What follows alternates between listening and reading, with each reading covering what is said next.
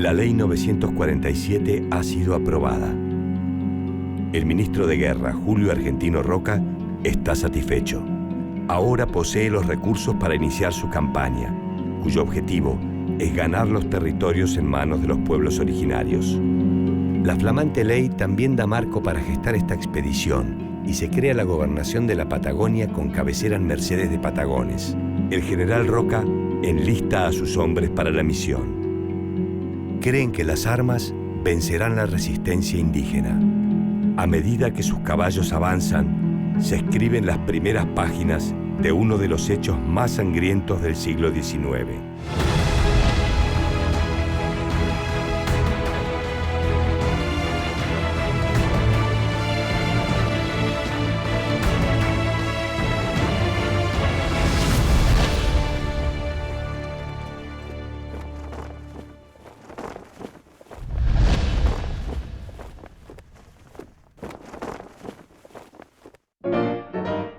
Julio Argentino Roca nació el 17 de julio de 1843 en San Miguel de Tucumán. Su madre, Agustina Paz, eligió ese nombre en honor al mes de la independencia. Su padre, José II Roca, era un militar que estaba en campaña contra Juan Manuel de Rosas. En 1856, el joven Roca estudió en el Colegio de Concepción del Uruguay, fundado por el entonces presidente Justo José de Urquiza. Allí recibió los conocimientos más avanzados de la época, incluida una formación militar. Con tan solo 15 años, fue enviado junto a otros compañeros a participar de una batalla que sería clave para el futuro del país. Las fuerzas al mando de Urquiza enfrentaron y vencieron a las del jefe porteño Bartolomé Mitre en Cañada de Cepeda. De esta forma, la provincia de Buenos Aires, que se había negado a formar parte de la Confederación Argentina, debió incorporarse a ella. La carrera militar de Julio Argentino prosiguió con su incorporación al primer cuerpo del ejército, comandado por su tío Marcos Paz. Tiempo después, se sumó a la defensa de la frontera con el indígena en San Luis y Córdoba. El ejército, por aquellos años, era un arma de control político por sobre las provincias, y Roca fue enviado primero por el presidente Mitre y luego por Sarmiento en misiones de pacificación.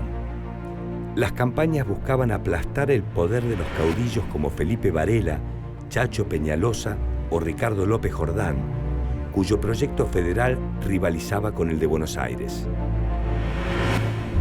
En 1872, y con solo 29 años, Roca ya era coronel y un experto militar que tenía bajo su mando el control de gran parte de la línea fronteriza que lo separaba de los indígenas. Ese mismo año se casó con Clara Funes Díaz, perteneciente a dos tradicionales familias cordobesas. De esta unión nacerán 6 hijos, 5 mujeres y un varón llamado igual que el padre. El matrimonio le permitió a Roca entrar en la política cordobesa de la mano de su concuñado, Miguel Juárez Celman. Con la asunción de un nuevo presidente, Julio Argentino Roca tomará una decisión que lo proyectará políticamente como nunca antes.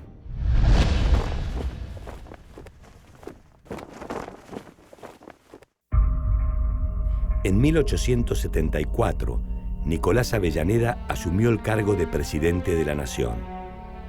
Bartolomé Mitre, quien había perdido en las elecciones, se alzó en armas contra el flamante mandatario. Esto condujo a distintos enfrentamientos militares. En diciembre de 1874, el coronel Roca derrotó al general mitrista José Arredondo en la batalla de Santa Rosa. Esta victoria aseguró a Avellaneda en la presidencia y Roca fue ascendido al grado de general. Pero su ambición era aún mayor. Soñaba con convertirse en ministro de guerra y así tener el poder para aplacar al denominado peligro indígena utilizando las modernas armas y tácticas del ejército. El objetivo era avanzar sobre las tierras de los pueblos originarios y sumarlas a la nación. El plan de Roca se opuso a lo que estaba realizando el ministro de Guerra Adolfo Alsina, quien defendía un avance gradual utilizando fortines móviles y excavando una zanja a lo largo de la frontera. Esta diferencia se terminó con la inesperada muerte de Alsina en 1877, provocada por una enfermedad renal.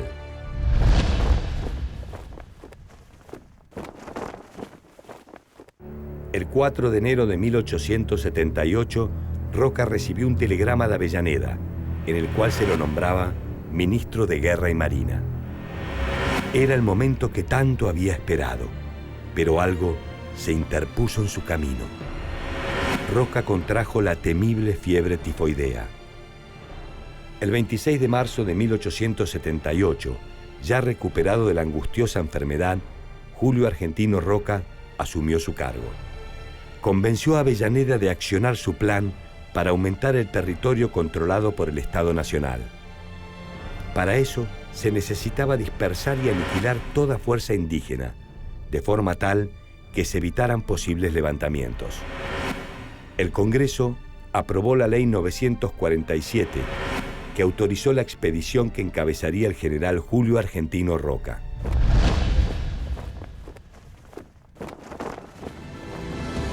El 16 de abril de 1879 comenzó la llamada Conquista del Desierto. Junto con Roca y el ejército viajaron también miembros de la Academia Nacional de Ciencias y un grupo de sacerdotes. El objetivo era analizar las posibilidades productivas de las tierras y evangelizar a los indígenas. El 24 de mayo de 1879 finalizó la primera etapa de la conquista con la posesión de la margen septentrional del Río Negro. La campaña se extendió 5 años más, hasta lograr la conquista del resto de la Patagonia. Las comunidades originarias fueron reducidas y sus mujeres e hijos repartidos como sirvientes. La consecuencia de esta sangrienta campaña fue la apropiación de millones de hectáreas de tierra por parte del Estado, las cuales pasaron a ser propiedad de grandes terratenientes e inversionistas. Fueron utilizadas para la producción agrícola y ganadera. La dirigencia política había decidido que Argentina fuera proveedora de materias primas de las naciones extranjeras.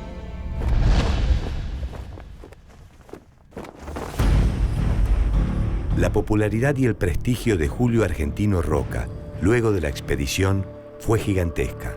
Gracias al impulso de su concuñado Juárez Celman y a los contactos políticos de Roca, poco a poco, los distintos grupos gobernantes de las provincias lo apoyaron en su candidatura presidencial, incluso el mismo presidente Avellaneda.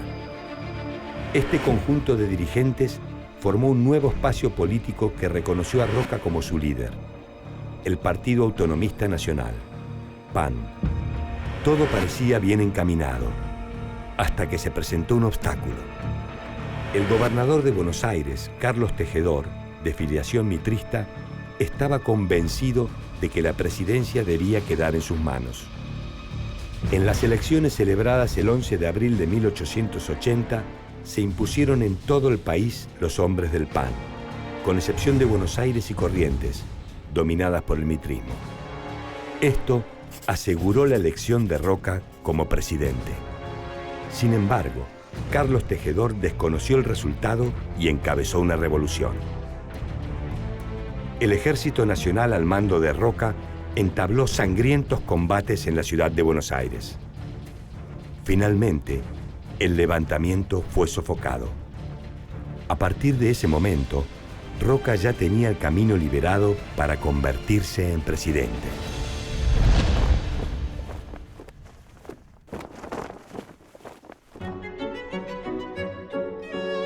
El apoyo de Roca provenía de los hombres fuertes del Partido Autonomista Nacional, el expresidente Nicolás Avellaneda, Miguel Juárez Celman, concuñado de Roca y desde mayo de 1880 gobernador de Córdoba, Carlos Pellegrini, ministro de Guerra, y Dardo Rocha, puntal de Roca en Buenos Aires y nuevo gobernador de la provincia. La oposición estaba encabezada por Bartolomé Mitre, quien inicialmente buscó la presidencia, aunque luego desistió.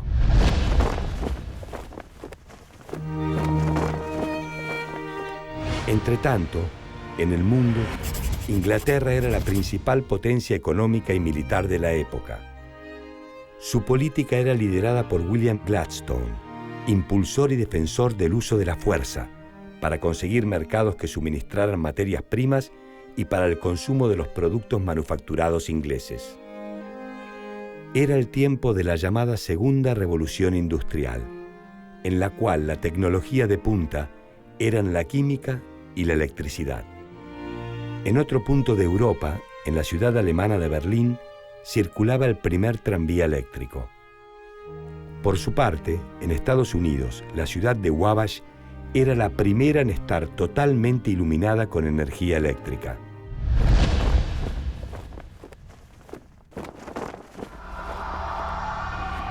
El 12 de octubre de 1880, Julio Argentino Roca asumió la presidencia del país. Tenía 37 años. En su discurso de asunción, resumió su programa bajo el lema Paz y Administración. Para el mandatario, asegurar la paz y administrar racionalmente el Estado eran indispensables para llevar la Argentina hacia la modernidad. Para conquistar esa meta era necesario, por un lado, implementar un modelo agroexportador y, por otro, consolidar el papel del capital extranjero como proveedor de servicios financieros, de transporte y en el desarrollo de la infraestructura. Para cumplir estos requisitos, era vital poseer un país ordenado, en el cual la sucesión presidencial no fuese producto de las armas. Junto con Roca llegó al poder la llamada Generación del 80, un grupo de destacadas figuras intelectuales y políticas. Entre ellos se encontraban Paul Grusac, Miguel Cané, Carlos Pellegrini, Eduardo Wilde, Dardo Rocha y Luis Sáenz Peña. Este grupo se consideraba el más apto para dirigir y gobernar la sociedad. Según ellos, el resto de la población no estaba aún preparada para ejercer sus derechos. Era necesario poseer un sistema que le permitiera al partido oficial perpetuarse en el poder y evitar las continuas revoluciones. Para lograrlo, hacía falta un partido hegemónico que se impusiera en las elecciones aún a costa del fraude y la manipulación de los electores. Una de las primeras medidas de Roca fue declarar oficialmente a Buenos Aires capital de la República. Torcuato de Alvear fue designado jefe municipal, quien inició un ambicioso plan de modernización y transformación urbana. Se construyó un nuevo puerto de la ciudad, se aprobó la construcción de la Avenida de Mayo y se crearon nuevas plazas y parques. Estas obras públicas fueron financiadas gracias al endeudamiento externo, lo cual generó grandes oportunidades de negocios para los contratistas. Las inversiones británicas en ferrocarriles, frigoríficos, bancos y tierras fueron las que más aumentaron. En 1881 se instituyó el Consejo Nacional de Educación y se nombró al frente a Domingo Faustino Sarmiento. Desde esa institución se impulsó el Congreso Pedagógico, cuyas resoluciones fueron la base de la Ley 1420, promulgada en 1884. Esta abrió un fuerte debate, ya que presuponía el control de la educación por parte del Estado y la pérdida de influencia de la Iglesia. La ley fue aprobada y estableció la educación primaria obligatoria, gratuita, gradual y laica. El 23 de julio de 1881 se firmó un acuerdo de límites con Chile que fijó la frontera en función de la línea divisoria de aguas cordilleranas. Al término de la campaña de los Andes contra los pueblos indígenas que vivían en las zonas cordilleranas, en 1884 se incorporó al territorio nacional la actual provincia de Neuquén, finalizando así la conquista del territorio sur del país. Más tarde, en 1885, se implementó una moneda nacional con la creación del argentino, el cual contaba con respaldo en oro y una moneda de plata llamada patacón. Al año siguiente se estableció el registro civil. Este le permitió al Estado llevar el control de los nacimientos, defunciones y casamientos, que hasta entonces estaban en manos de la Iglesia. Se creó el Banco Hipotecario Nacional, cuya función sería fomentar el crédito y la compraventa de tierras. En materia económica, el déficit del Estado Nacional alarmó a los acreedores extranjeros. Esta situación llevó a que, a cambio de obtener un nuevo préstamo que trajera calma, se pusieran como garantía los ingresos de la aduana. No todos estaban de acuerdo con la gestión de Roca. Muchos criticaron al fuerte materialismo presente, pero el mandatario menospreció esos comentarios y continuó su acción gubernamental. El 10 de mayo de 1886, cuando el presidente se dirigía al Congreso para dar el mensaje de inicio de las sesiones, una persona lanzó desde la calle un ladrillo que impactó en la frente del mandatario. El agresor, cuyo nombre era Ignacio Monjes, fue atrapado rápidamente. Roca fue atendido por el ministro de Justicia y médico, Eduardo Wilde, y no sufrió mayores consecuencias. En aquella jornada, el presidente dio su discurso ante el Congreso con la cabeza vendada. Al terminar su mandato, la maquinaria política, que era el Partido Autonomista Nacional, funcionaba a la perfección. Las fuertes alianzas tejidas y las arduas negociaciones dieron sus frutos con la elección presidencial de Miguel Juárez Celman. Luego de los comicios, Celman se convirtió en el presidente de la Argentina, siendo su vicepresidente Carlos Pellegrini.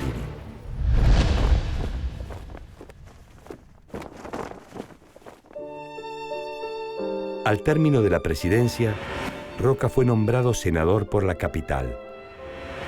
Parecía que su vida sería más tranquila, hasta que el 2 de mayo de 1890 ocurrió una tragedia personal. Su esposa, Clara Funes, falleció.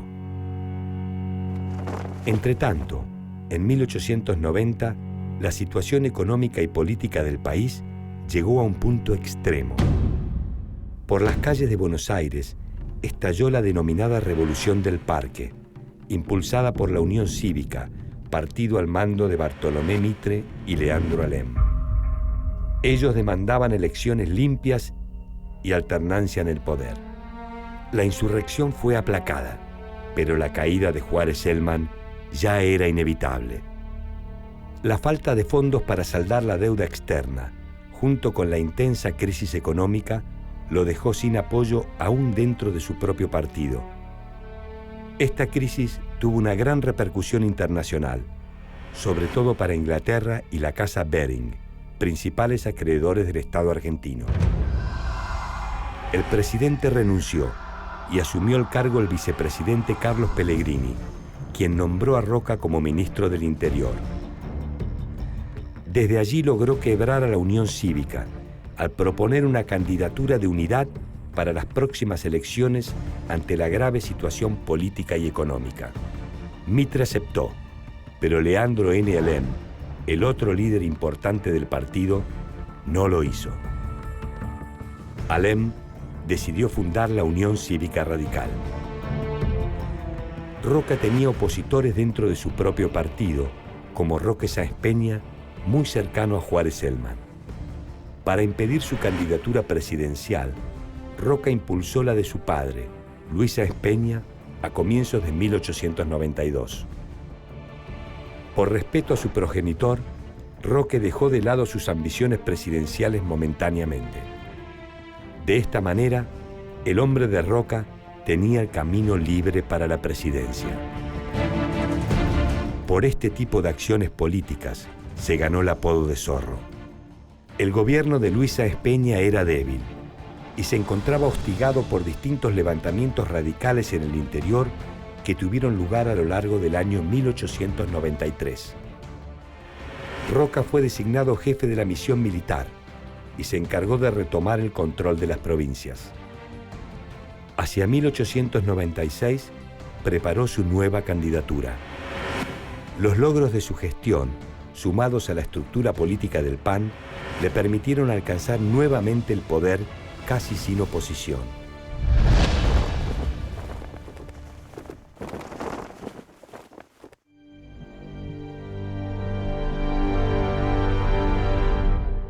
El 12 de agosto de 1898, el Colegio Electoral designó nuevamente a Julio Argentino Roca como presidente de la República. Los conflictos fronterizos con Chile en el extremo sur, sobre todo en lo relativo al canal de Beagle y a los límites en Tierra del Fuego, continuaban sin resolverse. El estallido de una guerra era inminente.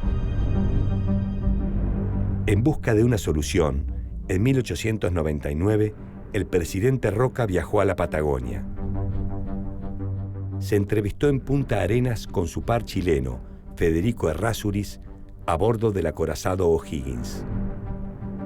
Las negociaciones diplomáticas culminaron hacia 1902 con el llamado Pacto de Mayo. Este dio término a varias controversias sobre límites, y otras fueron sometidas al arbitraje del rey Eduardo VII de Inglaterra. La tensión con el país limítrofe había disminuido, pero Roca debía enfrentar otro problema. Los trabajadores de todo el país vivían y trabajaban en pésimas condiciones, sometidos a la voluntad de sus patrones. Gran parte de ellos eran extranjeros con ideas socialistas y anarquistas. En 1901 se formó la Federación Obrera Argentina, que aglutinaba a sindicatos anarquistas y socialistas. La respuesta del gobierno fue la llamada Ley de Residencia, sancionada en 1902, que permitía la expulsión de todo extranjero implicado en conflictos sociales o políticos. A pesar de que muchos la acusaron de inconstitucional, la ley se aplicó en las huelgas y muchos de los dirigentes y obreros participantes fueron expulsados del país. En busca de contrarrestar la influencia socialista y anarquista entre los trabajadores, Roca restableció en 1903 las relaciones con el Vaticano. A nivel económico, Roca intentó unificar la deuda externa. Envió a Pellegrini, su hombre de confianza, a negociar con los acreedores externos. Su respuesta fue que los ingresos aduaneros debían ser nuevamente la garantía de pago. Pero ahora, la prensa y un grupo de políticos se oponían a ello. Roca tuvo que dar marcha atrás con el proyecto y Pellegrini se sintió abandonado y traicionado por el Zorro. En un gesto por sumar a los grupos de la oposición, Roca intentó modificar el sistema de elecciones. Impulsó una reforma que fragmentó las jurisdicciones electorales, con la idea de dar representación a las minorías. Esto permitió la elección del primer diputado socialista de América, Alfredo Palacios. El 12 de octubre de 1904, Manuel Quintana se impuso en las elecciones presidenciales. La segunda presidencia de Julio Argentino había llegado a su fin.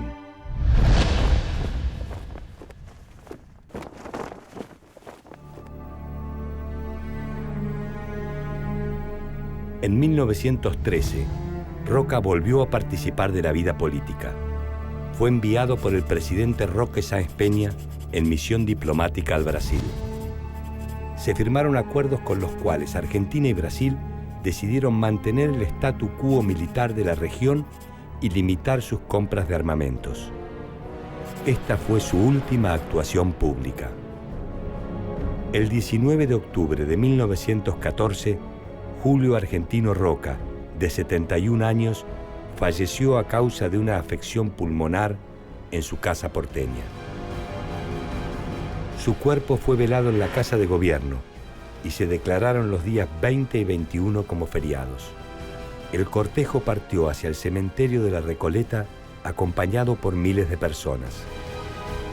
En el entierro, el presidente Victorino de la Plaza expresó: hizo un gobierno de progreso y de sana y acertada administración. Consolidó la paz y el orden público en todo el territorio. Restableció la tranquilidad interna y pudo entregar el país a su sucesor en orden y prosperidad.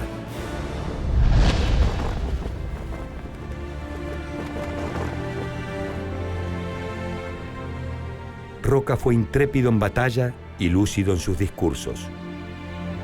supo impulsar un modelo agroexportador que creyó adecuado para la nación.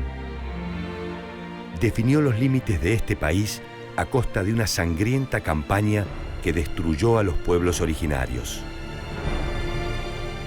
Defendió a capa y espada la modernización de la Argentina, dando un fuerte impulso a las obras públicas y a los adelantos tecnológicos. Pero también inauguró un sistema político conservador basado en el control de los electores y el fraude. Este fue Julio Argentino Roca.